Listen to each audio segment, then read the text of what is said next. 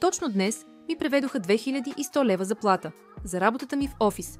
Както всеки месец, започвам с това да въведа сумата в бюджетния си шаблон. Първо покривам фиксираните разходи. Наем на апартамент 650 лева, ток 100 лева, интернет 35 лева, телефон 130 лева и Netflix плюс YouTube общо 80 лева. Всичко заедно излиза около 1000 лева. После минавам към месечните харчове. За храна харча около 450 лева. Обикновено си готвя вкъщи, но няма да лъжа. Веднъж 2 пъти в месеца си поръчвам нещо вкусно с доставка. Към това добавям 150 лева за транспорт и около 650 лева за неща като козметика, аптека, спонтанно кафе с приятелка или нещо дребно, което ми оправя настроението. А сега, най-важното – спестяванията. Всеки месец заделям 100 лева за аварии, 200 лева за нова татуировка, още 250 за гърди, защото в офиса казват, че съм плоска като дъска. Освен това, слагам 100 лева в кутията за пътувания и 150 за устни. И така, стъпка по стъпка, се научих да управлявам парите си. Допреди няколко месеца всичко изчезваше, без да знам как. Ако и ти искаш да поемеш контрол над бюджета си, харесай и напиши в коментар бюджет